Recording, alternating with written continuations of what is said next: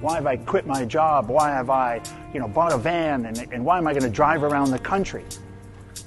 Well, I'm passionate about the idea that you need to be heard. And I want to stitch these stories together across the states. We're going to find the commonalities. And it's going to be really an amazing experience. And I look forward to you joining me on the jar.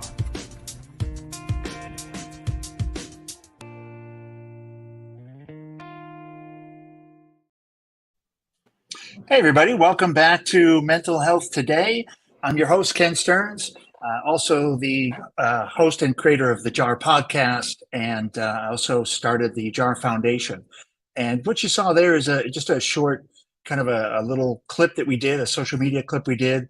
I said those words probably almost 20 months ago before I started out on a journey to meet people across the United States. And I got about halfway through. And really, and I took a break and had a chance to reflect. And what I found in this common thread that I talked about in that video was mental health, and just the enormity of the mental health crisis that I saw across the country, and literally, in 50 states, or not 50 states yet, sorry, probably 30 states, and about 200 and something interviews.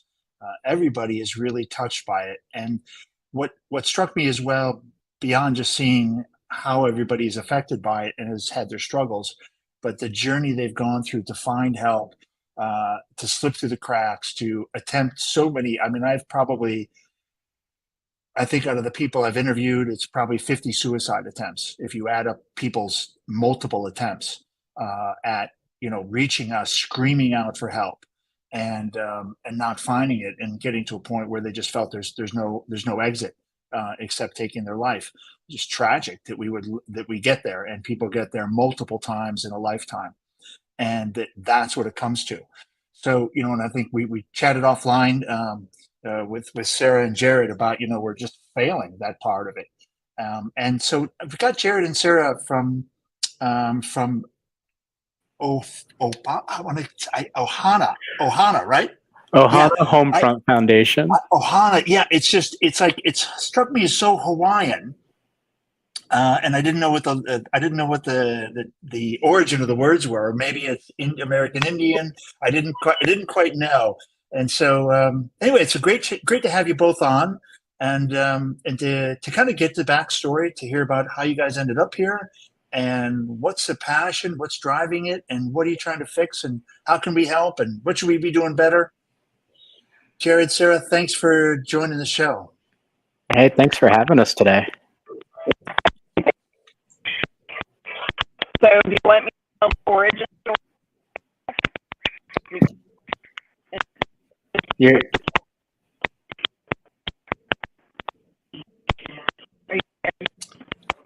Yeah, a little. It's gotten kind of choppy on your audio. I'm just going to mute her real quick. Why don't you jump in, Jared? So a little bit about Ohana Homefront Foundation. We were founded October 4th, 2021.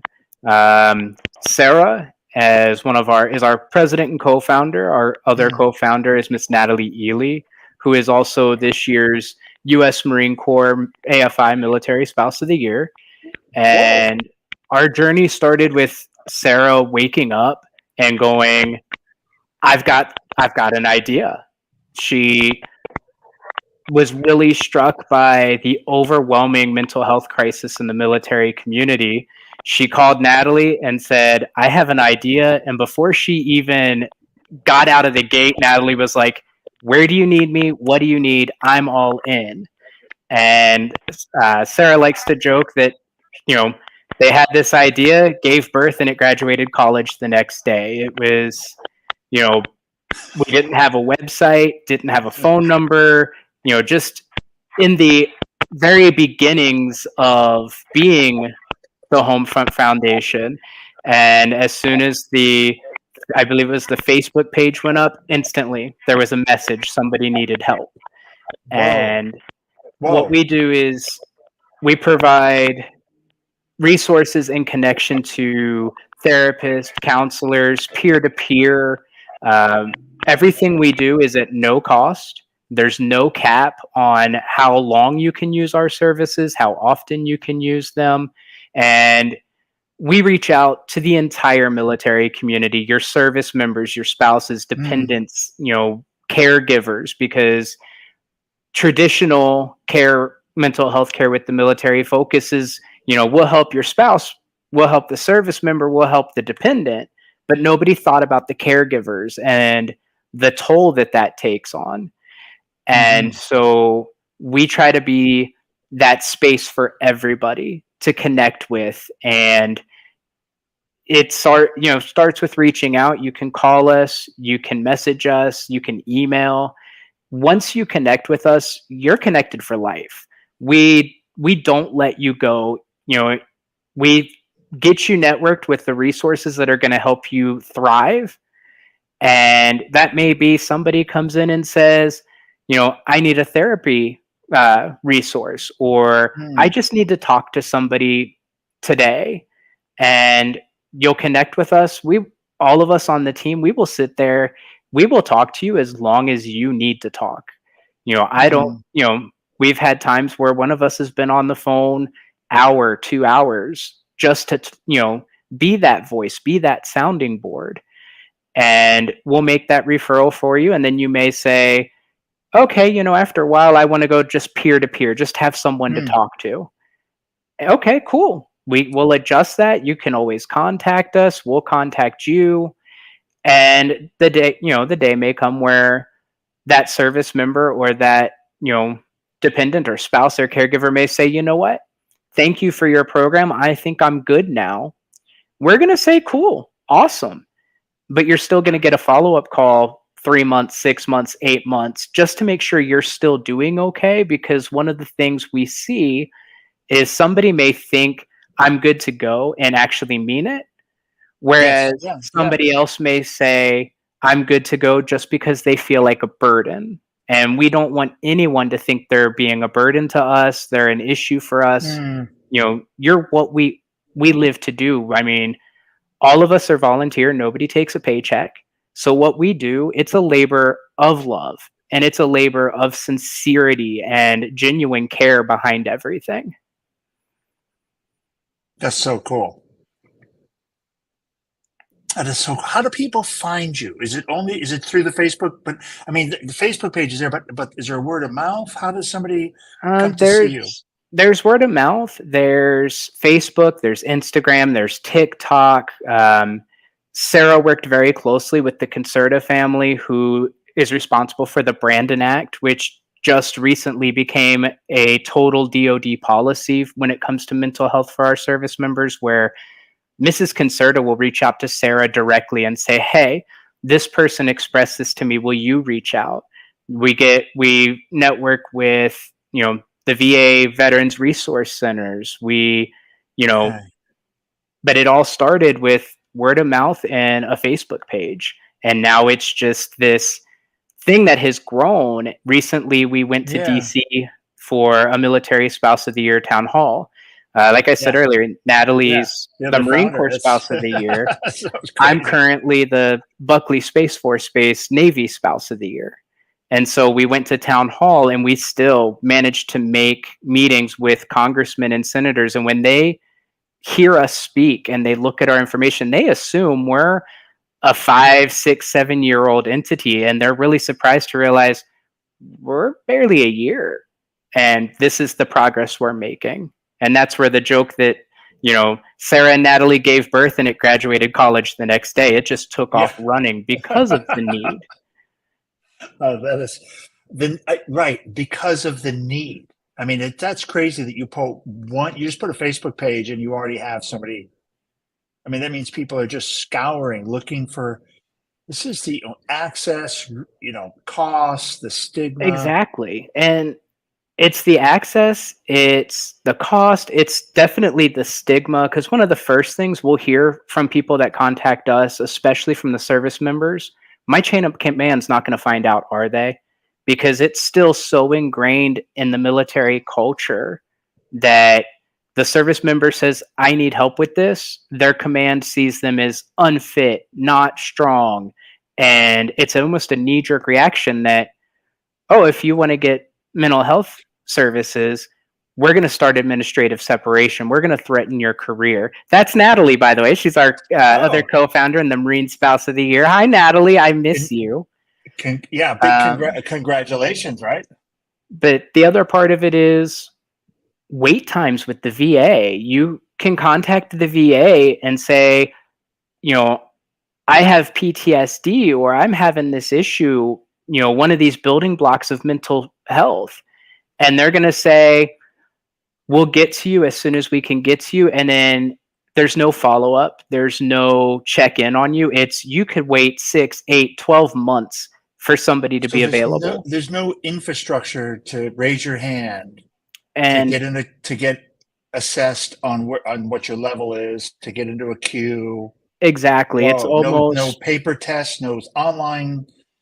It's almost like when you reach out to the VA and the VA is going to put you in this queue and they may forget about you entirely. And that's what separates what we do. Yeah. You reach out to us, one of us is going to answer that phone. And at the same time, we're saying, hey, tell me what's going on today. What can we help you with? At the same time, we're holding that conversation. We're texting with our team and we're saying, hey, this is where this person is at.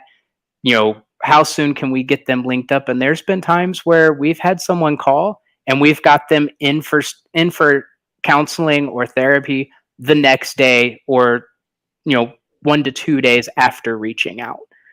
Because we don't want to see somebody, because the hardest thing is taking that first step and asking for help. The second hardest step is when you ask for that help and you get put in a never-ending queue and you feel forgotten. So what was the point? And we don't want anybody to say, well, I reached out for help, but no one's going to help me, and then keep that downward spiral. We want to be that voice that's going to say, we hear you, we acknowledge you, we see you. Now let's put everything we got behind you because you took that first step. You asked for help. Now let us help you get that help. What you told me about the VAs, I've heard good things and, some things are good about the VA. It depends on where you're going. So I've heard some plus and minus, but honestly, the mental health side is shocking that there's nothing. If you said I'm having a heart attack, you would be, you'd find a hospital bed in a VA and you'd have somebody cutting you open in a nanosecond. Mm-hmm.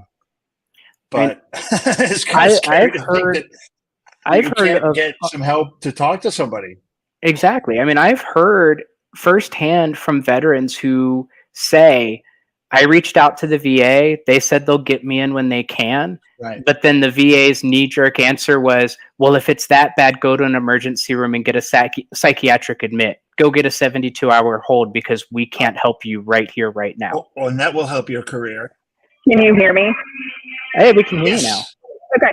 So with that, I'm going to piggyback off of that. A lot of the knee-jerk reaction, like with 988 or any of those, is do we need to call the police? Right there, you're putting crisis into crisis. And that's not going to help anything. Because they have made the strongest decision they could ever make to ask for help. Yeah, exactly. You're risking your career, your pension, everything you've been in for 10 years. That's you're stepping out and making that call. I would never call. Exactly, and that's something I'm glad Sarah brought up. Is that's another difference between us and other services where, other services are trained that's got to be the first question. Are you going to harm yourself or someone else, and do we need to call the police? You're now adding more anxiety to what I'm already feeling. Whereas you reach out to us and you're going to get with me, it's, hi, this is Jared. I'm, if I missed your call, I'm returning your call from Ohana Homefront Foundation. How can I help you today? And then we're going to let you guide that conversation to tell us what it is you're seeking and what you're going through, because nobody wants to make that stressful call and then be met with, we're going to call the police, especially if we're dealing with an 11-year-old child. Yeah, when you're making the phone call, you're looking for de-escalation, right? Exactly. Generally, as a general rule, you're trying to bring everything down a couple notches. Let's just jack it up with let's call 911. Exactly. Especially, like I said, if you're, you know, a military family and you just had a PCS and it was really traumatic for your child, and your child's 10 or 11 and you're reaching out saying, do you have resources for child psychology? Yeah. You call one of these other services and it's, is your child going to harm you or themselves? Do we need to call the police? And they threaten to bring the police for an 11-year-old child. So yeah, let's compound that trauma. That's a great idea. Good strategy. I mean, if it depends what your strategy is, I guess. If the strategy is to keep people from calling in, then this is a good one to spread concerns within the community. Exactly. We're supposed to How be a do we? safe space, not a fear factor. I mean, look, the VA is not run by idiots, but so they must recognize this. They must see it. There must be some plan. Are they giving any indicators of what they're doing or what task force they've got, or is it They just met with kind of like, is it one of these? Because it's one of I'm sure those the government's really good at that. it's one of those things where they fall into that pitfall of, the defense authorization bill got approved, but we've got to shift that money somewhere else because we're underfunded. Or a big thing that we're seeing in mental health is post pandemic, a lot of therapists and counselors got burnt out. And so they're shifting more into taking sabbatical, or they're shifting more into being life coaches, which life coaches are great, but you're no longer prescribing medication if someone needs medication to help them. But a lot of it is post-pandemic burnout on our mental health professionals, because Okay. for how long did they have session after session every day repeating the same things? We know we're all on lockdown. Try to find a way to keep yourself happy and in good spirits. And so that burnout happened. And now we're seeing, I don't think it's so much purely a shortage as it is the mental health professionals who burnt out and now they're taking their sabbatical or their time away for their mental health has left an overwhelming gap on those who are still practicing. And it's more so an issue of, I just cannot fit another person into my schedule on a weekly basis. No. I've talked to so many therapists that are back to back, and there's people who are doing it.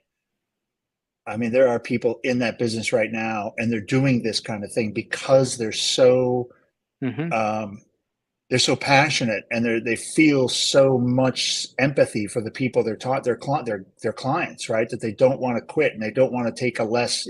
Sometimes they're taking on emergency clients.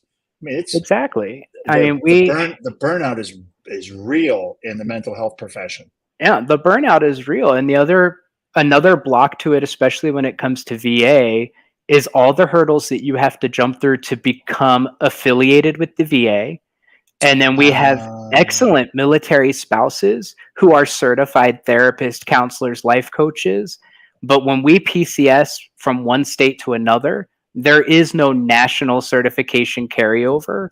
And so for a long time, it was, we're moving the state, I've got to start all over. It wasn't until, I believe, the last 3 years where the military finally worked and said, we need to create a spouse's credentialing program to help ease that burden, because we're losing a lot of great certified professionals. Because you say, for example, I'm certified in Denver, Colorado, but my spouse, being active duty Navy, moves to Virginia. I've now got to take all of my certification for Colorado, send it to the state board in Virginia, wait for that backlog of being vetted. And then if Virginia says, well, this is great, but we require 2 or 3 additional classes. Yeah. now you got to jump those hoops and then wait another 8 or 9 months to get your new certification. Well, by then, for a military spouse, it's time to move again. So why bother? And when become a coach. Yeah. And so you lose people that way. And I think what to do.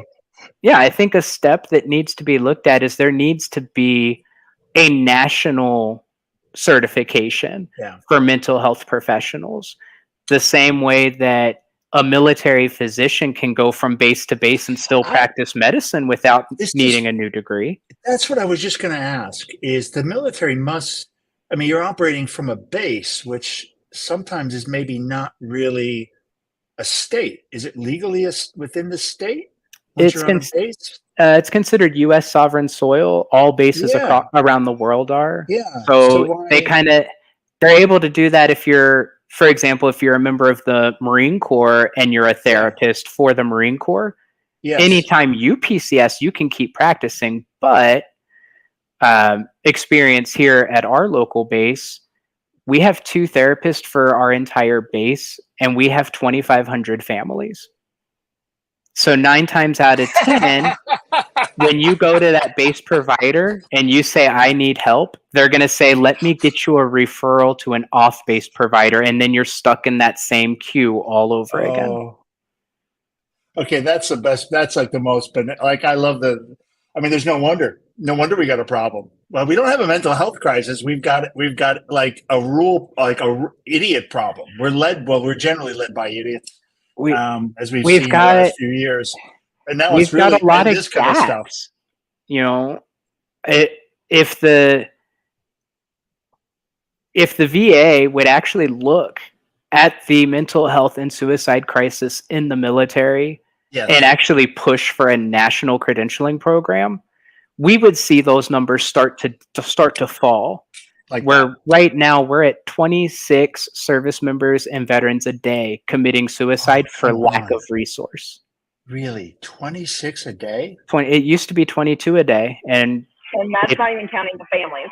Yeah, that statistic doesn't count. The knock-on effect. So is it double, or what's the estimate? Double or triple? The last estimate that was released by the DoD, when it is military family community at a whole, is 1,500 people per 10,000 military families. 1,500 are affected by mental health crisis. Okay, are affected by, that's probably way more than that. Yeah. Yeah, that's just what reported. Because that's how many people are not reported. Right. Yeah. That's not remotely accurate. Exactly. I mean, and that's where, touching back to the start of our conversation, when someone reaches out to us and their first question is, my command's not going to find out, are they? Because we're back to that stigma. We're back to that. The military for so long was rub some dirt in it, you'll be okay.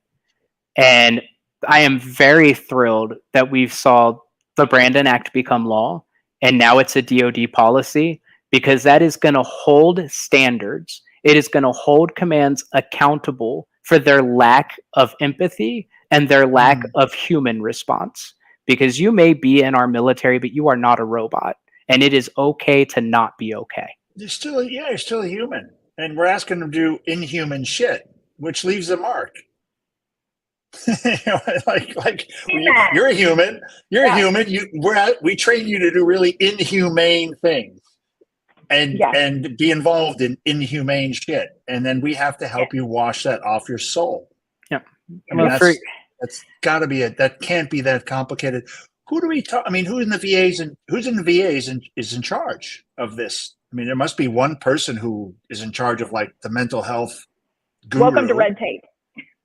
Welcome to red tape. We is there nobody in charge? There is a Veterans Affairs mental health chairman. Okay, and cool. We have a target. We directly. One of the things with us going to DC was I relentlessly emailed that chairman daily to get a meeting with that department. The last we heard was, we're definitely going to meet with you. And we got to DC. We messaged every day and said, we're here. What time works for you? It's been crickets ever since. Ghosted. Yes, crickets. Ghosted. Yeah. And another piece of the puzzle, military specific, is, we have our active duty, our reservist, and our National Guardist. Okay. When it comes to the National Guard, they sign a military and the Coast Guard and the Space Force. And the Space Force. But when because Coast Guard's not DOD. They're Right, they're DHS, right? different Okay. budgets. Yeah. Okay. Specifically speaking to our National Guard, you sign a contract at MEPS just like any other military member, but you are not entitled to our TRICARE health benefits. You are not entitled to I want to say it's almost 96% of the military benefits, and a large portion of our military suicides come from the National Guard, who get deployed with our active duty forces. They go to these combat zones, but then they come back and they're told you don't qualify for TRICARE, you don't qualify for help. That's another piece of the puzzle. And then you think about, so I'm from Missouri originally, and I had a call with the Missouri National Guard, and they brought up something that I had never thought of. A lot of them are weekend warriors, and they farm during the week. They have no insurance to begin with. Yeah. So then what do they do when they come back? So we're not insuring them, and they don't have the means to insure themselves. And we met with 7 different states over the course of the week. And when we mentioned to them that key factor for their National Guards, Yes. not a single one of them had any other response other than, we never knew that before. We never thought about that. Wow. I'm not usually without words, but I'm without words. Yeah. And so Sarah, Natalie, and I, during that week, we gave birth to the idea, you know what we're going to do? We're going to package all of our OHF information. We're going to get some stamps, and we are going to mail physical mailers to every congressman, every senator, every department head within the VA until they respond. And You should see my desk. yeah, I mean, and we tried. While we were there, we happened to have an extra packet of our information, and I went by a representative's office who had our Gold Star Families logo on their door, and I walked in and I said, I don't have an appointment. I just want to drop this off with you. 20 minutes later, that office called us back and said, we want to know more. Can you meet with us? So we're gonna. There are people that are awake and care. We just got to knock on the right doors and keep knocking on the doors that are resistant to open.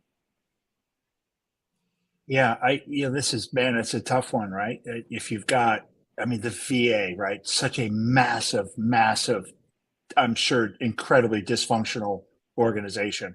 And to think, this is so obvious for me, though. I think that the biggest thing for me is the physical health cost.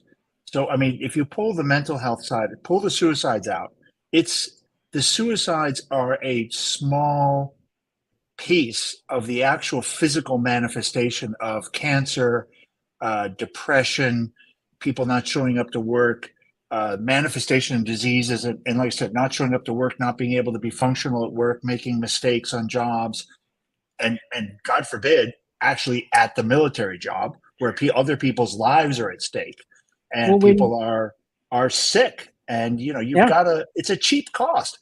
Addressing the mental health is the smallest amount of money compared to the huge amount of money when you deal with the symptoms and they manifest in daily life. It's ridiculous to not address it. What I like to say is, so the military, the Brandon X's amazing, and I'm really glad the conservatives got it through, because Carrie would call me and she would be in tears saying she failed our military when she'd hear about somebody ending their life. But our commands need to understand that they're going to lose a sailor if they die by suicide. They're going to lose a sailor or soldier or Marine. My husband was Navy. And if they have to send them out of the military. And they've already paid how much into training them. Yeah. So why not? Yes. Yeah. Why not get them the help, and then they have a good, mentally stable, helped human being, because we're human beings, right? Because I see so many spouses that are like, I don't know how to help my spouse, and they're having a hard time. I would think, in my viewpoint, the average therapist contract with the VA or with TRICARE, they bill between $98 to $115 for that hour a week. I would rather see our budget spent on that hour a week than a $30,000 funeral and another Gold Star family. I mean, it's like it's so Yeah. stupid. The So money you're But they they're not putting. also actually, they're not Gold Star families. It's actually the term White Star families. Just nobody yeah, ever White uses Star it. family. If But somebody dies by suicide in our military, yeah, they it's are a White Star. White Star family. But what they also don't factor in with our military communities is we have so many of the building blocks of mental anxiety that lead to needing this help. We have We're proud to have all the building blocks. we have military families that face food insecurity that have to go to food pantries to put food Yeah. on their table. We have the PCS. I like to jokingly say PCS for me is how long can I be homeless, because bases don't have enough housing for our families, and too bad, so sad. We've got families that deal with deployments, geo-bachelor locations where the service member can't take their family and they're separated 1 to 2 years. Yeah. We've got children whose mom, dad, they're deployed, and if they're a single parent, it's, well, I hope you have a family care plan in place. So there are so many parts within our community that need so much better done for them. Again, especially when it comes to, in today's society, I shouldn't see a military family that has to decide between, can I pay rent for my apartment or can I put food in my child's belly? And when you're looking at making that choice, it's no wonder we have a health epidemic for mental health in our community. Yeah. When you've got the food insecurity, financial insecurity, housing insecurity, and I mean, if they've been dispatched overseas, they've got a good chunk of PTSD that they're carrying around. And in that and PTSD, one of their baggages, one of their suitcases, probably a suitcase full of PTSD. And those deployments with that PTSD and with those stressors and anxieties don't always have to be combat deployment. I've got a friend who's in the Air Force who the Air Force decided to send him to Korea. The Air Force and doesn't allow him to take his family. So now you've got those mental stressors and those anxieties of, how's my family getting along without me? And on the state side, you've got that spouse and that child. I miss my husband. I miss my daddy. Why can't daddy be home for these important, first steps, first words, first dance? My husband in particular just got back from deployment, and there were sailors on that. Graduation. Yeah, there were sailors. There were sailors on that deployment who missed graduation. There were 3 sailors on this deployment alone who missed the birth of their first child. Can you imagine the mental impact of missing that key moment? You don't get that one. There's no do-overs on that, apparently. Yeah, you only get one first child. So, and the birth only happens once.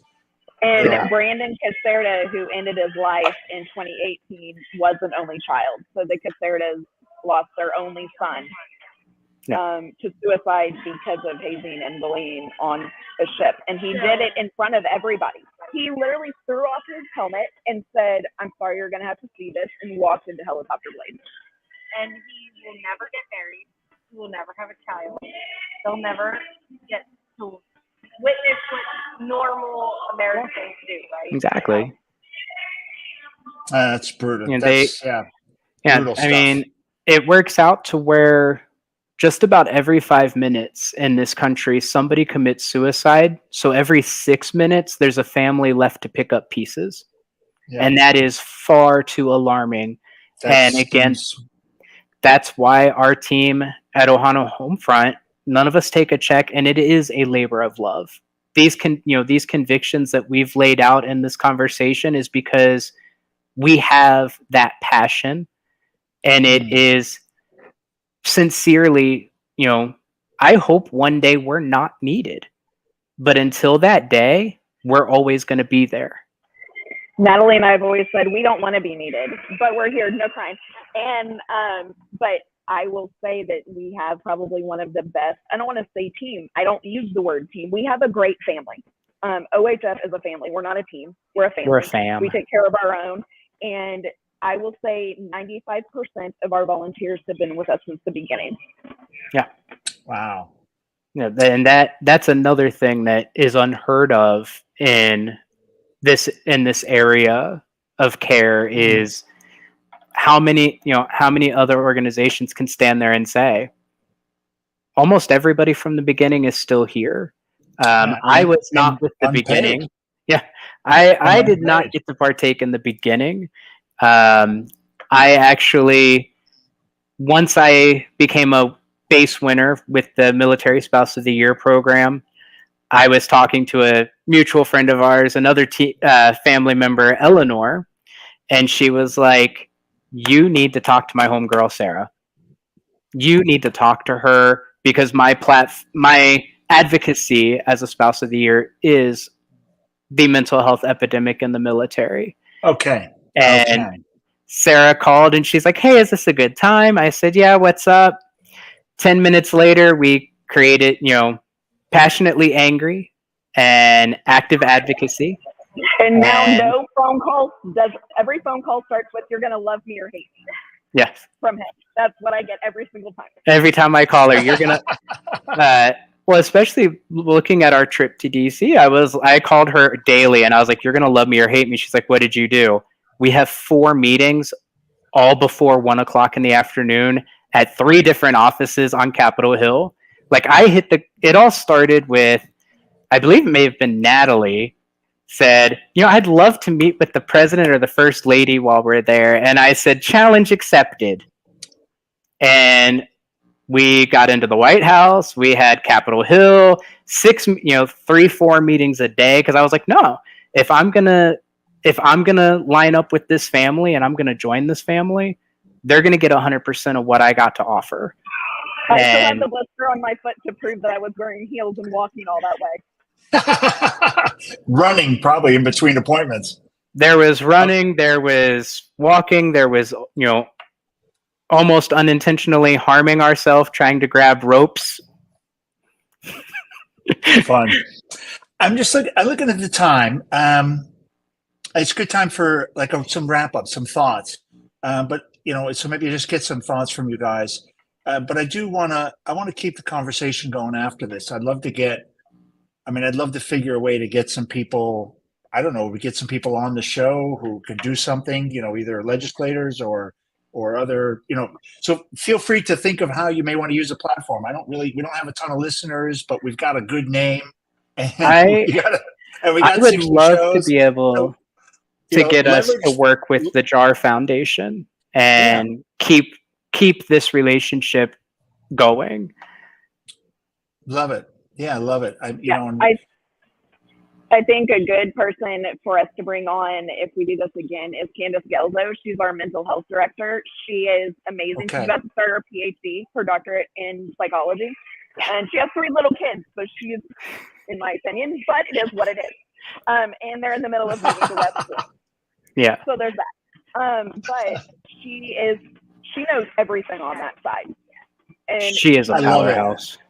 She's a powerhouse. Okay. Yeah. Well. I mean, then look. This is what I promised. Try to do is to use the platform any way I can to help people who are in the business trying to do good, and that's really why I don't. Eventually I'll be able to raise money. It's going to take some time, but I'm good at raising money, and I'm a good a-hole. So I'm a good foil.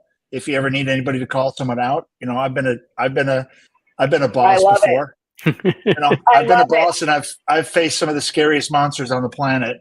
He's gonna be my "who do I need to call" guy instead of saying it. You should join our family.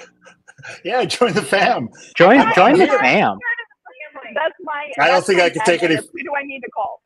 I can't take any phone calls though. No, I will say though, that is exactly who do I need to call. That's every single time I hear something. Our Eleanor, who I love to death, she's mine and Natalie's EA. Her husband actually said, "I'm going to tell you something, but you can't tell Sarah." Who do I need to call? Yeah, so have a think. Have a think about how you know, if you want to use the platform. I'm happy to use it anyway. Love, you know, and I think getting people on the platform to have a discussion can be very benign. Maybe not easy sometimes to get them on, but we can, you know, and we can learn more and find out what really, you know, put people in a corner and find out what do they need to do some change. I mean, how do we fix, you know, how do we start the VA down a different path? All these kind of the logical. I'd love to get anybody on and get a debate going or get a brainstorming, a master class. Let me go through my Rolodex. Hey, leave my Rolodex alone because I'm that old, okay? Oh, is that what he is? Is that a Jared statement? We had somebody call and there was a situation, and Sarah calls me and she goes, "Hey, yada yada yada," and I go, "Let me check my Rolodex," and I literally pull a Rolodex out and I go, "I've got this number at this base for this specific command. Call it now." Bananas. How about some closing thoughts? Everybody, let's run around the room and just some quick closing thoughts, and then we'll do a wrap up, and then we'll talk offline. My closing thought would be, hopefully anybody who hears this or sees this and takes an interest in this conversation, if you're feeling low or forgotten or left out, reach out to us. You know, if you want to join our family, reach out to us. And who knows, maybe somebody who sees this or is listening to this conversation has the means to get us in the right room with the people that make those decisions. Invite us to the table and we will take that seat. All right, I'm going to let Natalie go. Yeah, I wouldn't want to be sitting across from Natalie and Sarah. I know that. Yeah, kind of. No, we kind of like tag. We do. But I mean, what you said is 100% true, and that also extends to any spouse, child. I'm huge in the child advocacy arena. Okay. And caregivers. I mean, we have a lot of service members who've been injured, and their siblings are taking care of them, and that's a person's job. And the DoD doesn't recognize that, right? If you don't have a military ID, they don't recognize them, and that's a hard job to take care of someone and be a caregiver, and to just be like, you know what, if you need to talk to someone, and it's okay to not be okay. And I mean, from the very beginning, Jared said it earlier, when Sarah and I started this, the day we literally started it, I was like, I can't wait until we're not needed. So if anyone even just likes or shares our post or send someone our way, you don't have to give it a monetary value. Yes, we do need that, but we need exposure out there. We need people to know that, like, if you're scared to go to the clinic because you don't want it in your files, it's right here. This is a safe space. We're a safe haven. So, okay, that's my final thought, is we are a safe place. Yeah, and if somebody finds out, they need to tell me, because I'm going to make some phone calls. I'm just saying, I've done it, and an admiral may or may not. She'll bring a chaplain or an admiral down on you quicker than anything you've ever seen. I did. But yeah, I am going to play off of Natalie. It's okay not to be okay.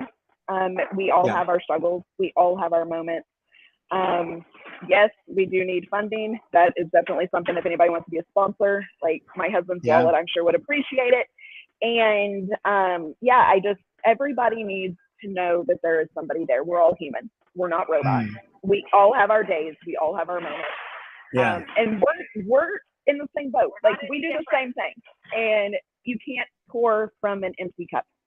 So just remember that you matter. Someone has to fill your cup. Natalie, Sarah, Jared, thanks so much for sharing the story and bringing me, you know, really a good lesson, right? I mean, I feel like I really went to school today, and I'm way, way more knowledgeable, unfortunately, for my own mental health now that I've heard the story. Angry. I will allow you could be passionately angry with us. Yeah, I'm just like I'm starting off passionately dumbfounded. First, I'm gonna start with dumbfounded at the level of infrastructural incompetence. I don't know. It's like it's hard to fuck it up this well.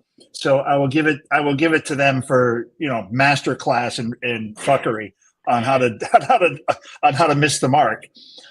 So anything we can do to move the ball in the right direction. I got a lot of ideas just spinning in my head now. But let's come back. Let's talk offline. Thanks very much for being on the show now. I'll see you in 30 seconds. Thanks everybody for watching the show, supporting what we're doing. Around, you're not going to know really about Ohana unless you're in the military, I would guess, and looking through the Facebook posts. But here it is in your face. This is real. These are real facts about, people we care about and we need about. And man, to think that the military people are treated this way is really sad. That's a rough thing to swallow for me. Again, see you in 30 seconds, everybody. And again, thanks for all the support.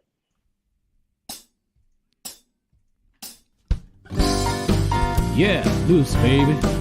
But we're about to go and make this vessel with these great professionals in public glass. We're not part of the community, but we're from the outer family of glass blowing.